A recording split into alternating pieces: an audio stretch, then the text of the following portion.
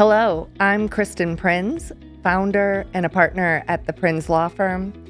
Welcome to Beyond the Loop, a podcast from the Executives Club of Chicago, where we explore the ideas and issues shaping Chicago and the world beyond it. Today, I'm joined by Christina Hynes Mesco, who is of counsel at the Prinz Law Firm, to discuss workplace culture, culture audits, and the shifting landscape of the employer and employee relationship. Hi, Christina. Hi, Kristen. I'm so glad you're here with me today. I am too. I'm excited to talk about our topic. Yeah. So culture is such a broad word. What are the trends you're seeing in workplace culture today?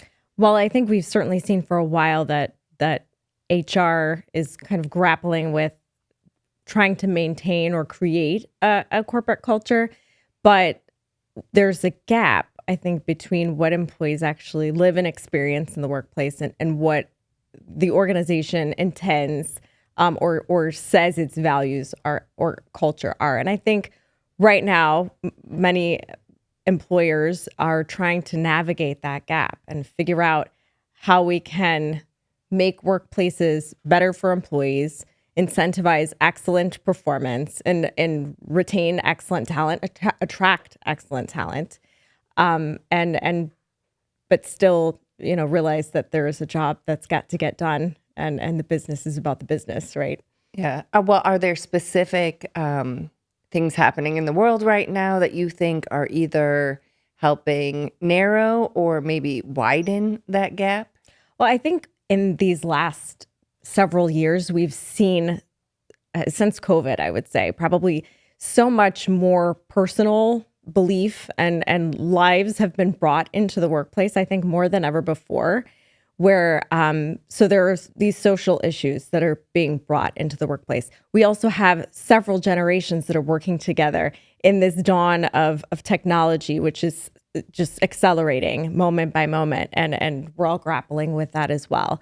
And then I think there's also the pressure of like return to work issues where there's all this real estate that's got to get filled back up, and people workers have been working under certain conditions for a while. Maybe they got hired as hybrid workers or fully remote workers, and now they're being told to come back to the office, under pain of potential termination if they don't or can't.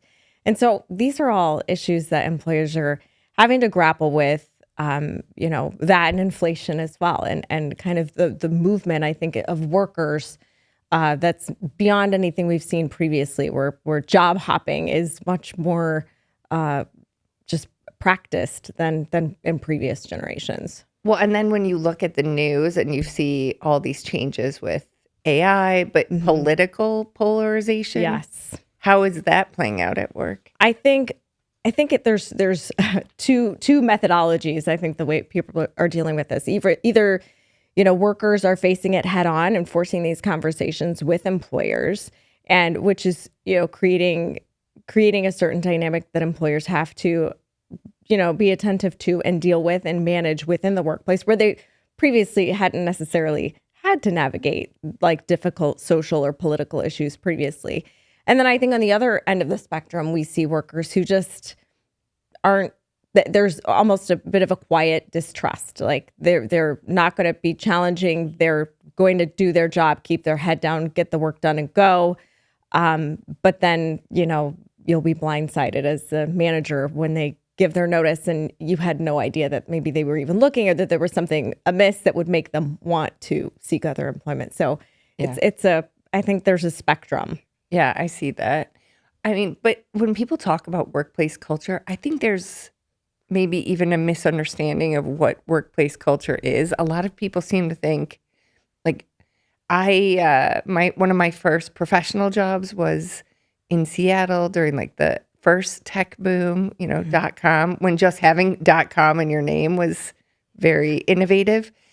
And it seemed like everybody had like foosball tables and beanbag chairs. And that was what I think even today people almost think culture means having fun at work. What's your opinion on that? I mean, it can mean having fun at work, but I think, culture is first of all, there's the culture that you're striving toward. Like, who do we want to be? Who are we? We have integrity, or we do excellent work, or what are our tent poles that are holding up the organization? And, for many organizations, having fun is, not, it's part of it. Of course, we want you to have fun during social events and stuff like that. But that's not going to get the job Not too much done. fun. Not too much fun. That's a whole other issue, right? Yes. that workplace investigations and But I think, a lot of those cultures that have the foosball tables and the slides and all the snacks and all that stuff, well, the underlying message is don't leave. Right? Stay all Stay day here long, forever. all night long. And so that's kind of a funny dichotomy too between those cultures that have these outward fun, pieces to their work environment, but the interpersonal interactions between the workers is much different, or much more stressed or difficult. So to define workplace culture is nebulous, and it's difficult because it's not something that you can create.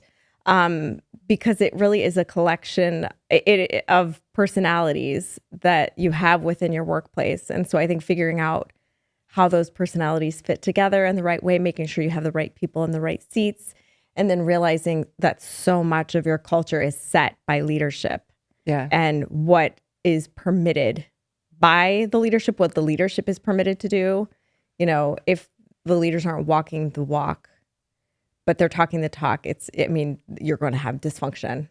It's so hard because I think everybody thinks that they're walking the walk. It's very hard to get that external perspective, which kind of goes to a lot of your work is focused on doing culture audits. What is a culture audit? So a culture audit is a strategic investigation, ideally by an external third party, like a law firm, that will take a look at the culture from all different facets. So we look at like the organizational statements or the stated values, the like kind of documentary evidence that reveals what the organization's culture is. But I think the most important piece of the work I do, in addition to looking at documents and evidence and retention rates and exit interview data and specific quantitative data points, is to get that qualitative data from employees, and we do that by conducting interviews strategically throughout the organization or within a team, depending upon the structure of the culture audit, and using that information to understand really what is happening within the organization. Are there different cultures within like a team versus within a company? Absolutely. So we see that very often where you have, especially if people are siloed by function within an organization, there might be totally different cultures, subcultures, within a larger organization. And so we see quite often where there's a great company and they have a great organization and they are doing all the things that are correct to support a positive workplace culture that, enables employees to have a voice. But there's that one team where the attrition is high. It's a revolving door. Maybe it could be a high performing team. It's not necessarily that it's a poor performing team that you would get those kind of indicators that there's something amiss. But if you have high attrition or a high, multiple complaints or, like a toxic rock star that's running the team, then you can see these isolated incidences within organizations of poor culture, even despite the significant efforts of the organization overall. Yeah, well, on the other side, could you actually get some good data about how to replicate a strong team within the organization? Exactly. And I've done culture audits like that. I think I had an organization, it was around during 2020, where there was a lot of reconciliation going on, I guess, around race in the workplace. And there were complaints that came into an organization that were stale from a legal perspective, like they were not actionable any longer. and as they pertain to race discrimination. But the company was so concerned about this, that an employee had this experience. And so they engaged me, and I went in and I found that these were one-off instances and isolated, and that the organization was doing very, very well. And so sharing that feedback and then having the opportunity to find out what they were doing that was landing with employees, like what did the employees care about, what was working, what wasn't, and sharing that feedback back with them, exactly like that you could use that information to keep doing what you're doing or take it to other teams where things aren't going as well and figure out how to replicate it. But how do you know people are being honest with you? Because I think that's maybe the thing that holds people back from doing it. Either the fear of they will be honest and I don't want to hear what that feedback is, or they won't be honest and this is more just check the box. How do you respond to that? I think, I've been an attorney for 18 years. And so I think I've developed a sense of understanding whether a witness is being truthful. And it works really well as a parent too, because you always kind of know when they're lying. Yes, you can see their lie face, Exactly. And not that we're using all demeanor evidence to evaluate credibility, because that's not always a proper indicator of truthfulness. But when you're having these conversations and they're, as an investigator, I try to, when performing these culture audits, not when I'm doing a deposition maybe, but I try to make the witness comfortable and help them understand that by sharing all the information that they can about the organization, about their experience, it's only going to help. It's not going to hurt. I think you need to ensure anonymity and protect your witnesses in a culture audit in that respect, to the greatest extent possible, to foster, that, frankness in those conversations. So, I mean, I've developed techniques to break the ice when I'm speaking with witnesses, and those have been fruitful. There are some, nuts that are too tough to crack, but well, maybe for a culture audit, it's not so much about necessarily like getting to the real truth. You're not trying to uncover something necessarily, but I've heard you cite to research that, people really want to be heard. And when they know what you're going to do with the information and they feel like it's not intended to set them up, that this is a real opportunity to share room for improvement, that they're much more likely to give honest feedback, because it's not like you're not trying to get them to tell on somebody. You're trying to get their method to improve, right? Exactly. To understand their honest perceptions about their organization and about what's going well, what's not going well. And I think the act of performing the culture audit itself, it can be a boost to the culture and to the morale for employees. I often, I use that as a talking point when I sit down with to conduct an interview, and just, to express that the organization cares so much about what you have to say and what you think and about your experience, that they've engaged a third party to ask these questions so you can answer it honestly. And I think that in and of itself helps engender, some trust. And so I feel like on the whole, when I've done these culture audits, I've gotten great feedback from a majority of the witnesses that I've interviewed. Yeah, I mean, I have helped with some. And I will say people, not even in a culture audit, but like one of our clients had me do an exit interview for one of their employees. And the employee was super guarded at first and said, I know you just represent the company, which is true. I mean, I wasn't doing a culture audit even. I was just doing this exit interview. And I said, yes, that's true. But after about like 10 minutes, this person who said that they weren't going to tell me anything just started telling me everything about their personal life too, but also everything that could be improved in the organization. Mm-hmm. And I don't know, I just really feel like as humans, we want to be heard and we want to be asked the questions, because we can all look around and see like all the problems that could be solved in everybody else's life or on everybody else's team. And we just oftentimes want to be asked.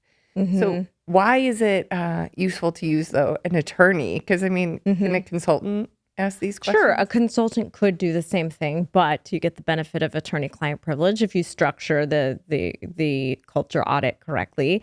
And we can attempt to claim privilege over the data that we are able to generate. And then, I think one of the really strong business cases for doing a culture audit is that it's risk prevention. We don't see litigation often, I'll say employment litigation, come out of, nowhere. It doesn't materialize out of thin air. There are certain conditions in an organization that create the right, breeding ground for employment related claims to surface. And it's not even necessarily that it's, some horrible things that are going on within a workplace. It could just be a culture where no one is asking questions, where no one is soliciting feedback, where there's a lack of collaboration. And then you have employees that aren't going to, push against the grain or voice their opinions, but they will just be quiet. And then, something will blow up one day. You'll see that happen. So I think that being able to identify, using a third party to be able to identify that can help you surface potential risks before they become claims against your organization. Yeah, I love what you're saying because just earlier this week, I was talking to a guy who has a crisis management firm. And we were just talking about how weird and wonderful humans are and crazy we all are. And he asked me how many disputes that you're involved in could have been avoided. All of them? Yeah. I mean, really, I feel like all of them, okay, maybe not all of them, but most of them do seem to come from like some miscommunication that happened where it just like created distrust. And then, from there, the perspective was just from this place of distrust where everything was questioned and it just snowballed, right? Exactly. I think even just a lack of ongoing dialogue is the issue many times. And that's kind of what we try to bring to an organization where we're conducting these culture audits.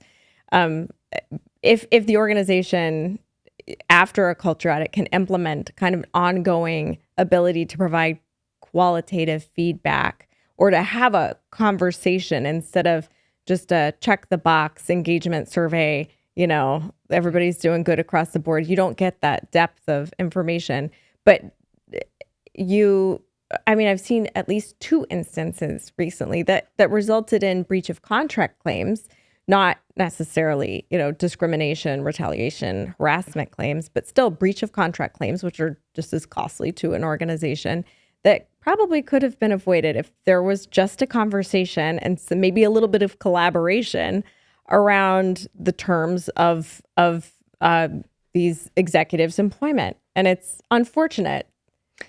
Well, how can a leader create an environment where they can get honest feedback? Because my husband always says, nobody likes negative feedback. Like everybody wants positive feedback, but nobody wants to hear negative feedback. So how can a leader cultivate an environment where they can not just let people give both the negative and positive feedback, but be open to hearing the negative feedback? Yeah, I think, you need the right type of leader, I think, right? So I think as a leader, being self-reflective and understanding what you can about yourself to know how you react and respond, or how you either invite or deflect or prevent any feedback from coming back to you, I think is super important.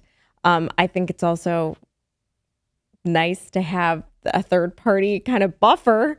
So so you can get honest feedback, but I think I've seen, focus groups, ongoing focus groups, regular, town halls are okay, but check-ins, one-on-one are good to help kind of cultivate those relationships. I think it really is a relationship building process, and to whatever extent you can build those relationships with key team members who can come to you and say, hey, something's going wrong here, or this isn't working. And then being open and sensitive to that feedback and taking action on it. Like you have to follow through. I think that's the biggest issue with a lot of employers, even with culture audits. You have to follow through. Once you get the data, you need to follow through on the recommendations about how to improve or, replicate the good stuff and get the bad out of the culture.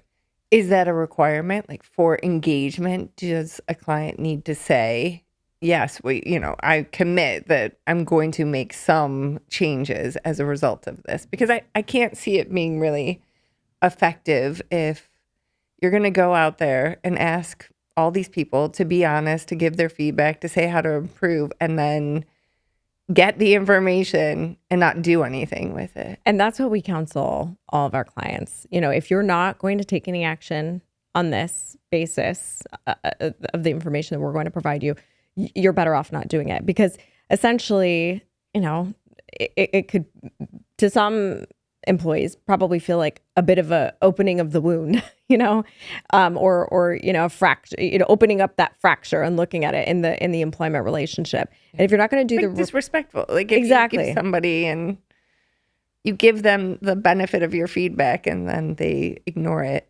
Exactly. And you're doing, if you're not going to do the repair work, and that's not to say that what we uncover in these culture audits is some dramatic overhaul that's required.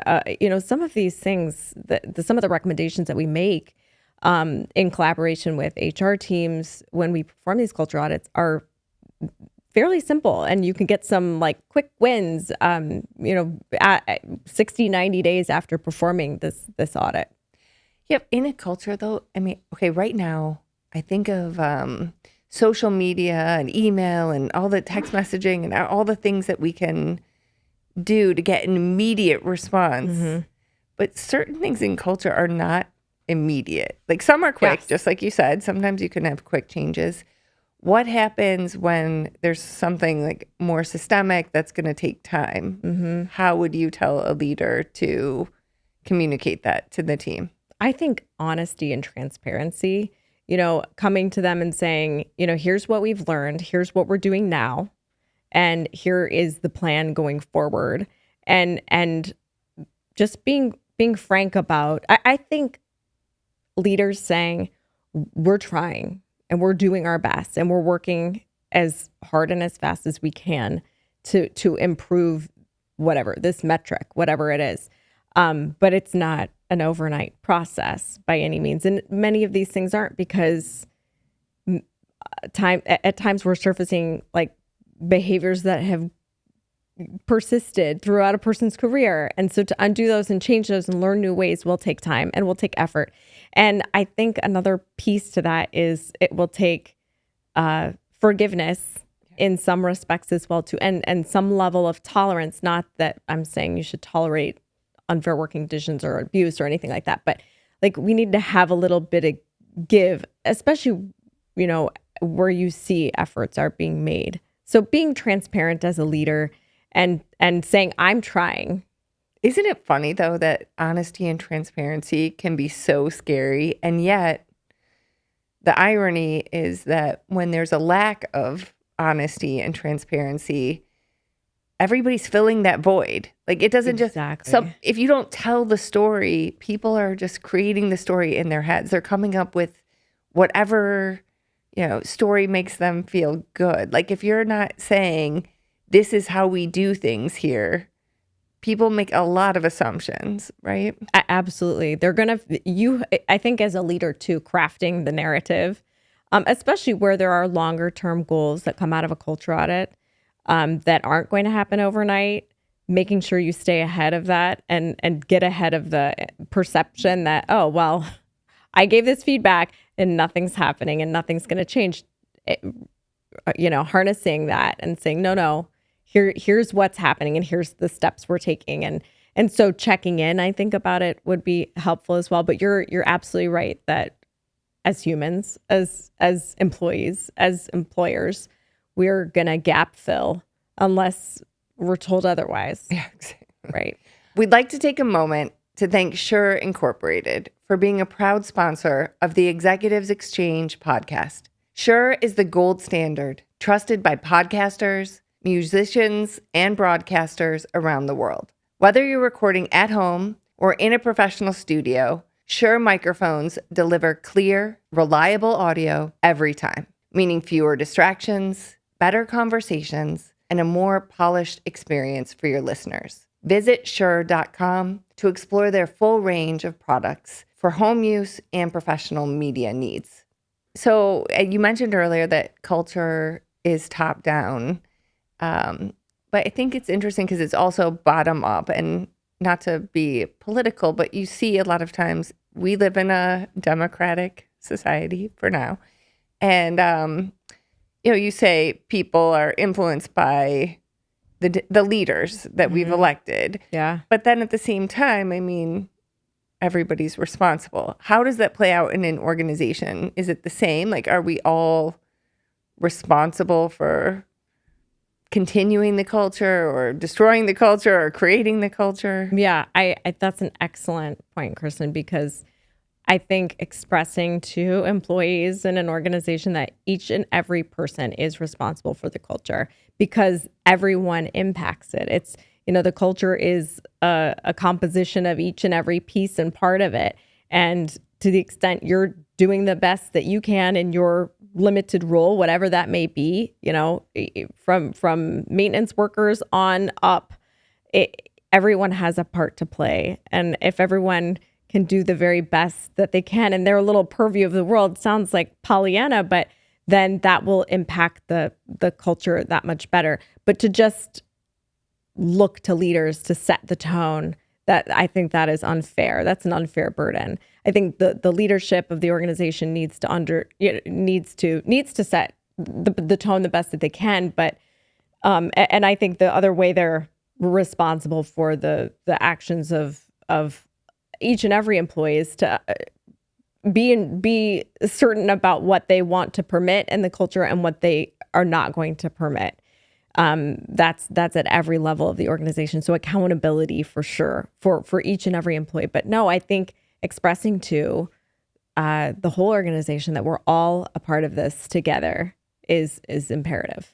Yeah, and who holds the leaders accountable? Is it the lawyers? Yeah, exactly. And that's a really one of the facets of a culture audit that I like is that even, owners of businesses can come to us and engage us for that purpose so they can hold themselves accountable to understand who they are. And yes, you can conduct, 360 reviews and you can do surveys, but I think having someone give an open floor, to an employee for a limited period of time and understanding how they experience that relationship within the organization and is invaluable. You're going to get so much better, deeper data. Yeah, because 360 reviews, I think, are so raw.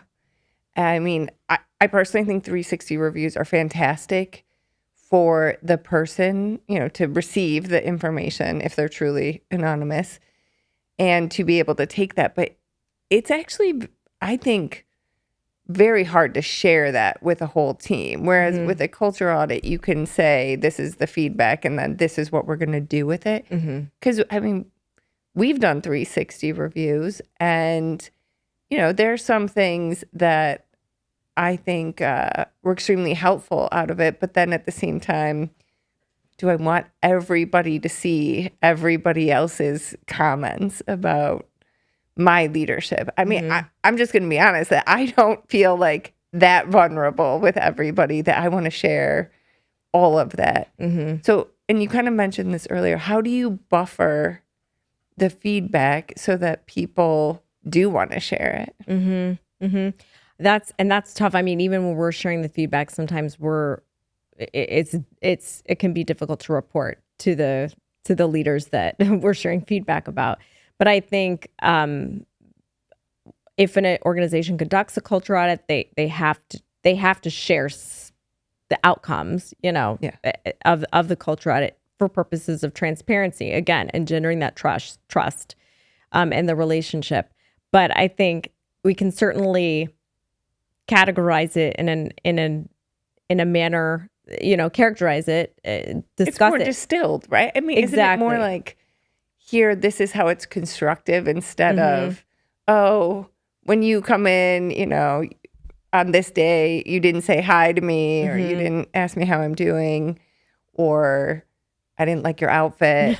It's not as like specific, right? Yes, and I think that's the other thing is too. We're in a culture audit. We're kind of filtering for the systemic issues. Like, what are the ongoing issues? Like maybe that rubbed you the wrong way that one day, but is it going to cause you to quit your job? Like, is it hampering your ability to do excellent work? Probably not. And so I think, as compared to 360's culture audits, give you that opportunity to sort of distill that information down to actionable feedback that you can use in the organization to improve the culture as a whole. I was reading some Daniel Kahneman, the behavioral economist, recently, and he talks about how humans are so great at basically convincing ourselves that we know a lot more, or we're far more aware of what's going on than we actually are. What blind spots do you see when you do these culture audits? I think there are a lot of organizations that think that something is landing that isn't. I had one where there was like this ongoing recognition procedure where they would recognize people and celebrate wins at these town hall meetings, and pretty universally people were kind of annoyed at it and they didn't like it and it was uncomfortable. And so but the leaders thought it was the amazing. leaders thought everybody They're giving loves everybody this. credit. Guess what? We're going to shout you out on Friday at the town hall. And it was not something that was of value to the organization or to the employees. And that's a silly one, and easily fixed. But not easily fixed if you don't know, if it's truly a blind spot and you keep going forward with exactly. It's not going to be fixed, right? Well, exactly. And that's just a very, small example of blind spots. And I think certainly as leaders, we're all living in our own reality, right? That we create. And as leaders, I think you have certain perceptions of what you think you said to your team, what you think your team thinks of you, of the leadership style that you're trying to, walk in. But it could be perceived completely differently for a variety of factors, many of which are probably not even in your control. And so having someone be able to get that feedback for you and you can act on it is invaluable. Yeah, it's like opening yourself up to a little bit of vulnerability, but also a lot of opportunity for improvement. Right? Exactly. Because don't you want your employees to, don't you want them to be happy about being celebrated at the town hall? I mean, I do. And we've talked about this before too, but at the end of the day, the business is there to meet the ends of the business, and we've got to do excellent work. And that's like the basis and the foundation of the organization is to do excellent work at whatever it is the organization is there to do. And this is probably super naive, but I actually really truly believe that most people do want to do excellent work. Like that actually does fulfill people to do excellent work. It's not just like going to work and playing foosball and having fun. It's actually doing something that makes you feel like, oh, I accomplished something. I did something really great today, right? I agree. And I think that's, part of making sure people are in the right seats or the right fit. I think, and cultivating a culture of excellence in your organization. Totally. That it is personally fulfilling. And if you can have people in your organization that really are, they have that sense that they're doing something that is personally fulfilling to them. I mean, that is kind of the basis for having a good workplace culture. That's why everyone should do a culture audit, right? Yeah. All All right. Well, thank you, Christina. For more conversations with innovative and dynamic leaders from Chicagoland and beyond, follow the Executives Exchange podcast on your podcast app or subscribe on YouTube. Until next time.